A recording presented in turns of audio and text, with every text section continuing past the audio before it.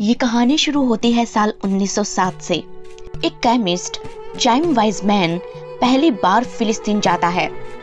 वहां उसने जाफा शहर में ऊंचे दामों पर जमीन खरीदी और एक कंपनी खोली। चाइम एक जूइश यानी कि यहूदी थे और यहूदियों के लीडर भी।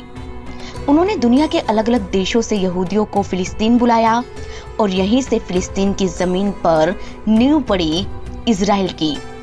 शुरू में यहाँ यहूदी और अरब मुस्लिम बड़े आराम से रह रहे थे, लेकिन 3 साल के भीतर ही एक यहूदी नेशनल फंड बनाया गया और जूइश लोग कॉलोनियां बसाने के लिए जमीन खरीदने लगे। जूइश के पास पैसा था और ये मुंह मांगी कीमत देने को भी तैयार थे, इसीलिए अरब मुस्लिमों ने इन्हें ऊंचे दामों पर जमीन बेची, बिना ये जाने कि आने वाले वक्त में इस जमीन पर एक नया देश इजराइल बनने वाला है। जाफा के बाद इन्होंने शाह जरा शहर में भी खूब सारी जमीनें खरीदी और बकायदा इनके पेपर्स भी तैयार करवाए। लेकिन फिलिस्तीन और इजराइल की जंग और सियासी उठापटक का फायदा उठाकर बहुत सारे फिलिस्तीनियों ने यहाँ अपने घर बना लिए। करीब 100 सालों बाद जब इजराइल पूरी तरह से एक ताकतवर देश बन गया, तब यहूदी अपनी जमीन खाली कराने के लिए सुप्रीम कोर्ट पहुंचे। कोर्ट ने पेपर्स देखकर ये माना कि ये जमीन यहूदियों की है और वहां से फिलिस्तीनियों के घरों को हटाने का ऑर्डर दे दिया। जब फिलिस्तीन के लोगों ने इसका विरोध किया तो इजराइल सरकार ने शाह जरा शहर में अपनी आर्मी तैनात कर दी। शाह जरा शहर से कुछ दूर पर थी अल-अक्सा मस्जिद, जहां नमाज पढ़ने के लिए बहुत सारे फिलिस्तीनी इकट्ठा होते थे। इजराइल को यह डर था कि ये लोग कुछ हंगामा ना कर दे, इसीलिए इजरायली आर्मी ने यरूशलेम सिटी और अल-अक्सा मस्जिद के आसपास पेट्रोलिंग शुरू कर दी, जिससे फिलिस्तीन के लोगों और आर्मी के बीच झड़प हो गई। फिलिस्तीन के लोगों और इजराइल की आर्मी के बीच इतना जोरदार हंगामा हुआ कि मस्जिद के अंदर ही फायरिंग हुई और ग्रेनेड फेंके गए। तब गाजा के आतंकी संगठन हमास ने इजराइल को बदला लेने की धमकी दी। कुछ दिनों बाद ही हमास ने एक साथ हजारों रॉकेट इजराइल पर फायर कर दिए। अब जब अल-अक्सा मस्जिद, वेस्ट बैंक या गाजा में कहीं भी इजराइल और फिलिस्तीन के लोगों का झगड़ा होता तो हमास इसका बदला लेने के लिए इजराइल पर रॉकेट अटैक कर देता। लेकिन 7 अक्टूबर को जो हुआ उसके बारे में कभी कोई सोच भी नहीं सकता था। 7 अक्टूबर 2023 इजराइल में ये फेस्टिवल सिमचेट टोरा का दिन था। जश्न मनाकर घरों को लौटे लोग छुट्टी का मजा ले रहे थे, लेकिन सुबह 6:20 पर अचानक आसमान से रॉकेट बरसने लगते हैं। एक के बाद एक करीब 5000 रॉकेट गाजा से इजराइल की तरफ दागे गई। कोई कुछ समझ पाता उससे पहले ही गाजा की तरफ से दीवारों को तोड़कर हमास के लड़ाके इजराइल में घुस आए।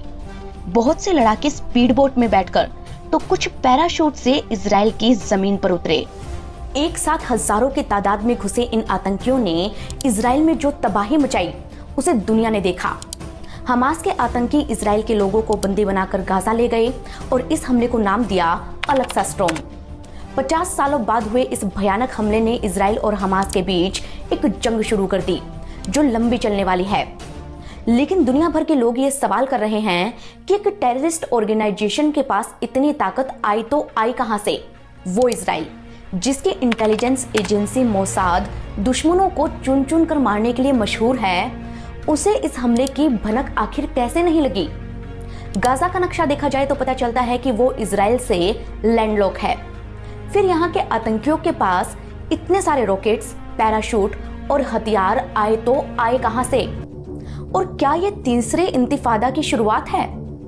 इंतिफादा, वो मूवमेंट जिससे हमास पैदा हुआ, वो मूवमेंट जिसके कारण इजराइल को फिलिस्तीन के साथ बातचीत की टेबल पर आना पड़ा, वो मूवमेंट जिसे फिलिस्तीन की जनता ने शुरू किया लेकिन संभाला यहाँ के लीडर्स ने। क्या है हमास, कैसे ये ऑपरेट होता है, कौन है इसका मददगार और कैसे बना ये इतना ताकतवर? इसकी कहानी जानने के लिए हमें इंतिफादा और इजराइल फिलिस्तीन के बीच लड़ाई की पूरी कहानी को समझना होगा और इसके लिए हमें चलना होगा साल 1989 में। 8 दिसंबर 1889 फिलिस्तीन के मजदूरों से भरी एक गाड़ी सामने से आ रहे इजरायली आर्मी के एक ट्रक से टकरा जाती है। इससे गाड़ी में बैठे सारे मजदूर मारे जाते हैं। इजरायली आर्मी ने कहा कि ये महज एक एक्सीडेंट था, क्योंकि ड्राइवर ने ट्रक पर से अपना कंट्रोल खो दिया था।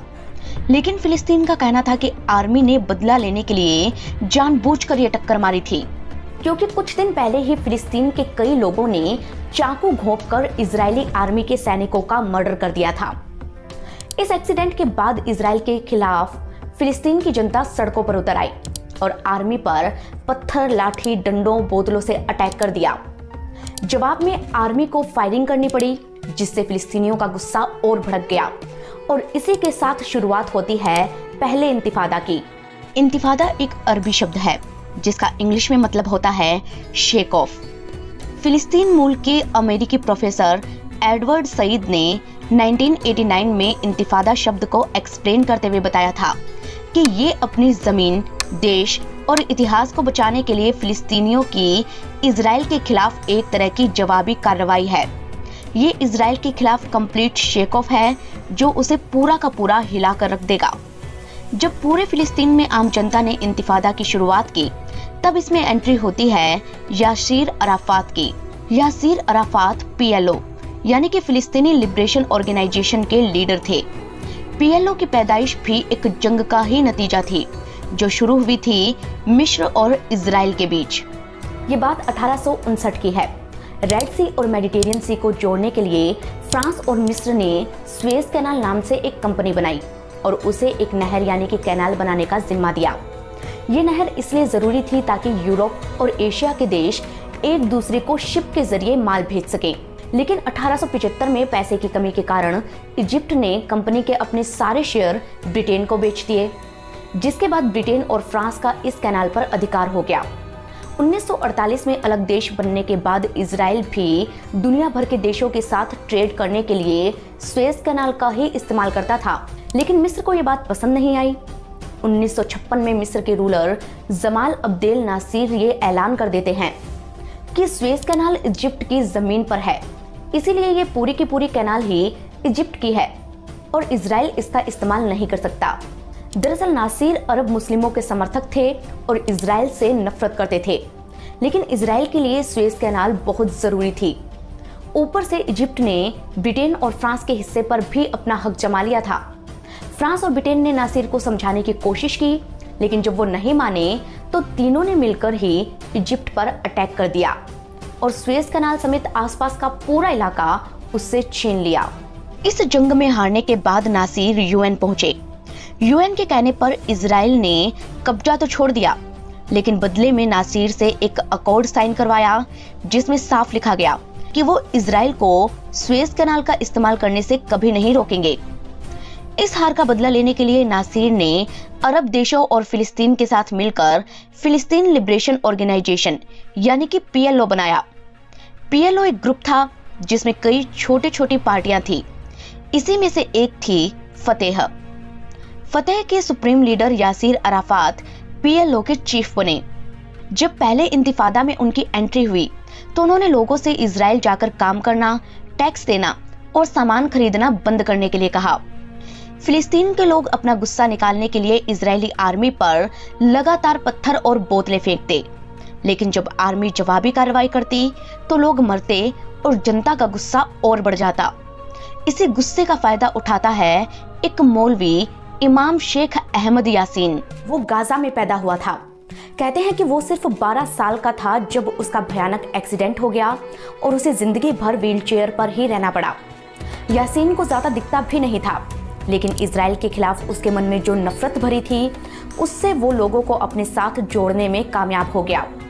1989 में जब फिलिस्तीन के लोगों का गुस्सा जोरों पर था, तब अहमद यासीन ने एक इस्लामिक ऑर्गेनाइजेशन मुस्लिम ब्रदरहुड और PLO को अप्रोच किया और हमास बनाया, जो इजराइल से शांति की बात करने के लिए नहीं बल्कि उसे खत्म करने के लिए बना था।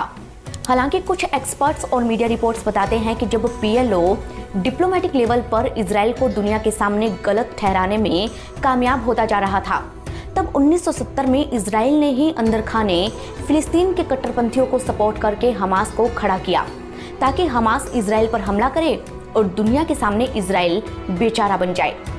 खैर, इस बात में कितनी सच्चाई है ये तो कहा नहीं जा सकता, लेकिन हमास को लेकर एक्सपर्ट्स की राय अलग अलग है। कहते हैं कि 1989 में हमास को असली ताकत मिली जब इस पूरी पिक्चर में एंट्री होती है ईरान की।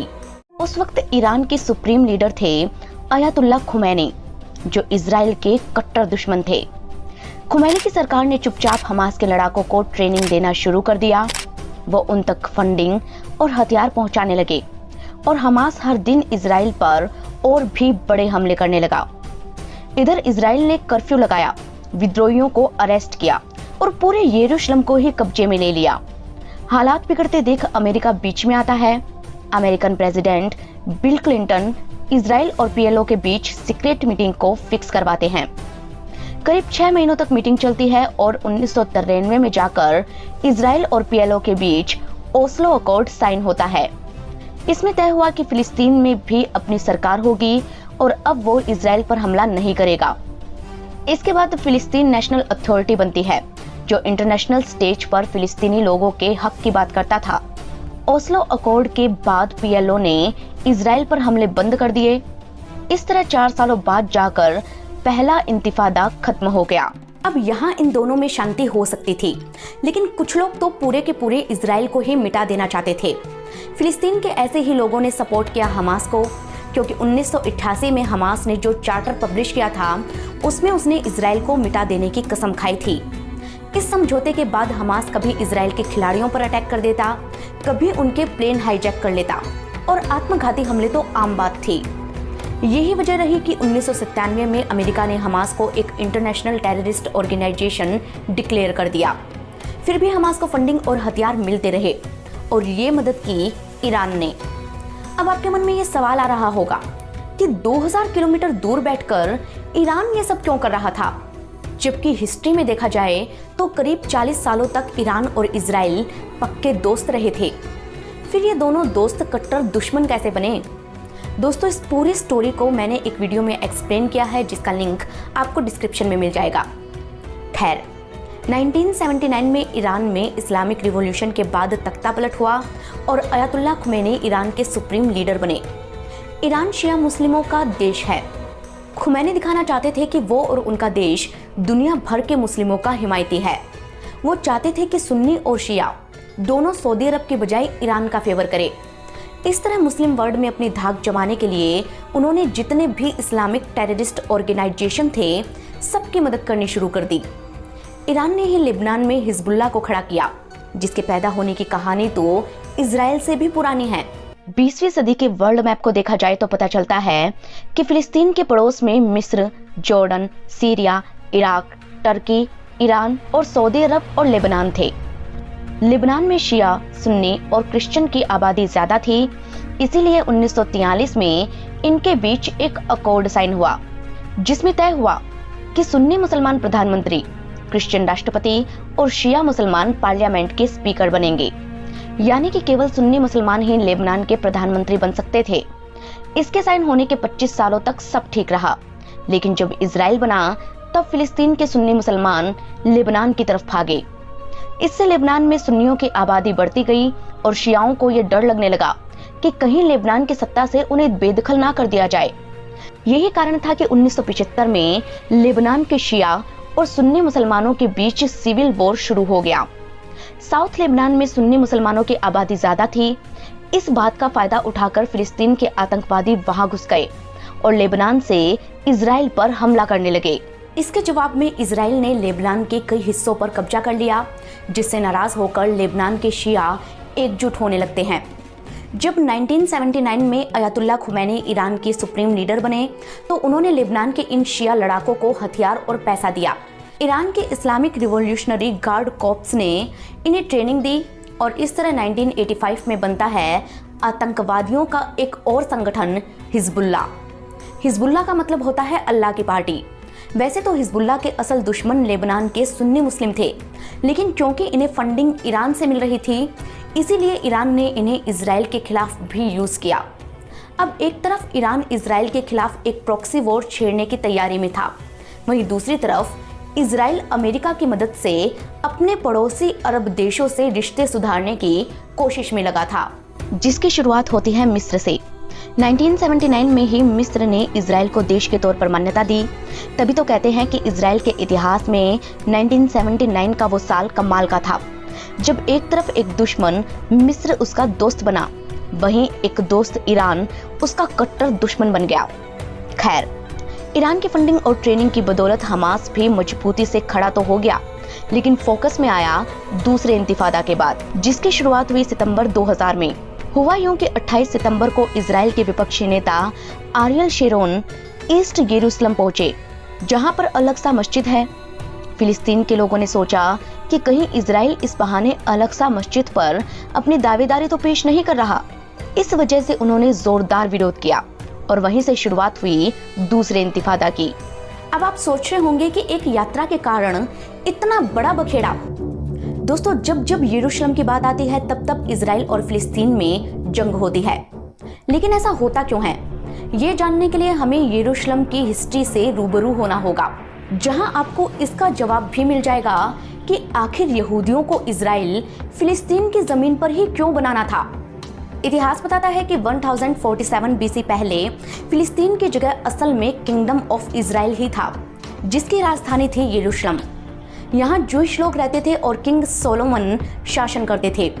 यरूशलेम में किंग सोलोमन ने लोगों के लिए एक मंदिर बनवाया, जिसे टेम्पल माउंट कहा जाता था। आगे चलकर जब यहाँ बेबीलोन किंग्स आए तो उन्होंने टेम्पल माउंट को तोड़वा दिया, लेकिन जब पर्शियन यहाँ आए तो उन्होंने दोबारा टेम्पल बनाया और तब इसे सेकंड टेम्पल कहा जाने लगा। लेकिन रोमन किंग्स ने इसे फिर से तोड़वा दिया और इसकी एक दीवार ही यहाँ रह गई, जिसे वेस्ट वॉल कहते हैं। रोमन के कारण जूइश लोगों को इजराइल छोड़ना पड़ा और बहुत से जूइश यूरोप चले गए, लेकिन अभी भी कुछ परिवार वहां थे और इन्हीं में से एक में जन्म होता है जीसस क्राइस्ट का। जीसस थे तो यहूदी, लेकिन उन्होंने यहूदियों से अलग एक धर्म क्रिश्चियनिटी की शुरुआत की, जो इतना तेजी से पॉपुलर हुआ कि कुछ यहूदियों ने गुस्से में आकर जीसस को ही सूली पर चढ़ा दिया। यही कारण था कि पूरी की पूरी क्रिश्चियन कौम ही जूइश से नफरत करने लगी थी। 305 बीसी में रोमन एम्पायर के नए किंग कॉन्स्टेंटाइन द ग्रेट धर्म बदलकर क्रिश्चियन बन जाते हैं। उस समय लोगों में तेजी से क्रिश्चियनिटी फैलती है और यहूदियों के खिलाफ नफरत भी। जब यहूदियों को मारा जाने लगा तो वो जान बचाकर यूरोप भाग गए। कॉन्स्टेंटाइन द ग्रेट ने उस जगह पर चर्च ऑफ द होली सेपल्कर बनाया, जहां पर जीसस क्राइस्ट को सूली पर चढ़ाया गया था। ये चर्च उस जगह से 2 किलोमीटर दूर था, जहां पर कभी टेम्पल माउंट हुआ करता था। इस तरह जूइश और क्रिश्चियन के धर्म स्थल आसपास बन गए। वक्त बदला और 638 एडी में रोमन एम्पायर को हराकर अरब आर्मी ऑफ उमर यहाँ आती है। क्योंकि मुस्लिमों और यहूदियों में काफी समानता थी, इसीलिए अब यहूदी यहाँ आराम से रहने लगे। लेकिन अरब किंग ने भी टेम्पल माउंट को वापस बनाने के बजाय यहाँ डोम ऑफ द रॉक और अल अक्सा मस्जिद बनवाई। मुस्लिम मानते हैं कि यहाँ पर पहले अल किबली मस्जिद बनी थी, जिसे दूसरे खलीफा उमर इब्न अल खट्टाब ने बनवाया था। ये पैगंबर मोहम्मद के 4 साथियों में से एक थे। कुरान में सिर्फ 2 ही मस्जिदों का जिक्र मिलता है, जिसमें एक है मक्का की अल हरम मस्जिद और दूसरी है यरूशलेम की अल अक्सा मस्जिद। कुरान में लिखा है कि पैगंबर मोहम्मद मक्का से एक रात में ही यात्रा करके यरूशलेम पहुंचे थे। यहाँ पर उन्होंने अपनी आखिरी सांस ली और एक पत्थर पर पैर रखकर वो जन्नत की तरफ चले गए। इस्लाम में आज तक जितने भी खलीफा हुए हैं, उन सब का अल अक्सा मस्जिद से कोई ना कोई ताल्लुक रहा ही है। इस तरह 3 धर्मों के पवित्र स्थल अब एक साथ होने के कारण यरूशलेम पर हर कोई कब्जा करना चाहता था। यहूदी यरूशलेम को अपना घर मानते हैं, वो कभी भी इसे भूल नहीं पाए। पूरी दुनिया में आज भी यहूदी पूजा करते वक्त उस दिशा में मुंह करके खड़े होते हैं जहां वेस्ट वॉल बना है। इसीलिए जब नया देश बनाने की बात आई तो सारे जूइश यरूशलेम पहुंचे और फिलिस्तीन की जमीन पर इजराइल बनाया। यरूशलेम में आज जूइश जिस एरिया को टेम्पल माउंट कहते हैं, मुस्लिम उसे हरम अल शरीफ कहते हैं। जूइश मानते हैं कि डोम ऑफ द रॉक और अल अक्सा मस्जिद जहां बने थे, वहीं पर कभी टेम्पल माउंट था। इसीलिए कई बार जूइश भी अल अक्सा मस्जिद में आकर पूजा करने की कोशिश करते थे और इसी बात को लेकर अक्सर फिलिस्तीन के अरब मुस्लिमों और जूइश के बीच झगड़ा होता रहा था। लेकिन जब इजराइल के विपक्षी नेता यहाँ पहुंचे, तब फिलिस्तीन के लोगों को लगा कि कहीं इजराइल अल अक्सा मस्जिद पर ही कब्जा ना कर ले। इसी डर से शुरुआत होती है दूसरे इंतिफादा की। जिसका फायदा उठाकर 6 अक्टूबर को हमास ने आम जनता से इजराइल की सेना के ठिकानों पर हमला करने के लिए कहा। भले ही पहले इंतिफादा में ये आर्मी पर पत्थर और बम फेंकते थे, लेकिन दूसरे इंतिफादा में हमास ने मॉडर्न आर्म्स और रॉकेट से हमले करने शुरू कर दिए। होटलों, सड़कों और इमारतों को चुन चुन कर निशाना बनाया जाने लगा। जवाब में इजरायली एयरफोर्स ने गाजा पर बम बरसाए और बॉर्डर पर बड़ी बड़ी दीवारें बना दी ताकि दुश्मन चाहकर भी इजराइल में घुस ना पाए। रॉकेट हमलों से बचने के लिए उसने आयरन डोम डिफेंस सिस्टम लगाया, जिससे ज्यादातर रॉकेट हवा में ही खत्म होने लगे। घरों में बंकर यहाँ पहले से ही बने थे।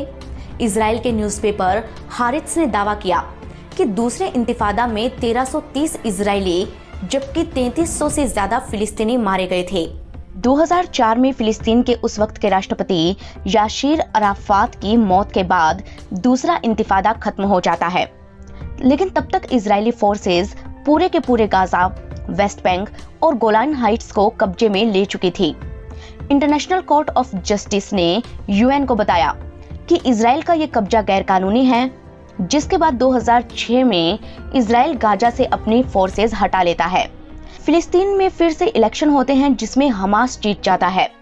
पीएलओ समर्थकों को यह बात पसंद नहीं आती क्योंकि वो शांति से जीना चाहते थे, इसीलिए फिलिस्तीन में सिविल वॉर शुरू हो जाता है और 2007 में गाजा वाला हिस्सा हमास और वेस्ट बैंक फिलिस्तीन नेशनल अथॉरिटी के अंदर में आ जाता है। यानी कि अब गाजा को रूल कर रहे थे हमास के आतंकवादी। टाइम्स ऑफ इजराइल के मुताबिक हमास में करीब 27,000 लोग हैं। इन्हें 6 रीजनल ब्रिगेड में बांटा गया है। इसकी 25 बटालियन और 106 कंपनियां हैं। इनके कमांडर बदलते रहते हैं। हमास में 4 विंग है। मिलिट्री विंग के चीफ है इज अल दिन अल कासिम। पॉलिटिकल विंग की कमान इस्माइल हानिया के हाथों में है। इंटरनेशनल अफेयर्स के लिए ये मुस्लिम ब्रदरहुड का सहारा लेता है। मैप में देखा जाए तो गाजा 3 तरफ से लैंडलॉक है। इसके बॉर्डर मिस्र और इजराइल से लगते हैं, जहां बैन होने के कारण सामान और हथियार इसे मिल नहीं पाते। इसीलिए हमास ने जमीन के अंदर सुरंगें बनानी शुरू कर दी। देखते ही देखते पूरे गाजा के नीचे सुरंगों का जाल बिछ गया। इनमें से कुछ टनल सूडान, कुछ लेबनान तो कुछ मिस्र में खुलती थी, जहां से हमास ने हथियारों की स्मगलिंग शुरू कर दी। अब ईरान से हथियार लेबनान में हिजबुल्लाह को मिलते और हिजबुल्लाह इन्हें हमास तक पहुंचाता।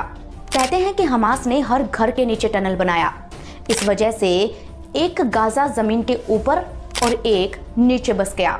रिपोर्ट से दावा करती है कि तुर्की और कतर भी अंदर खाने हमास को पैसा देते हैं।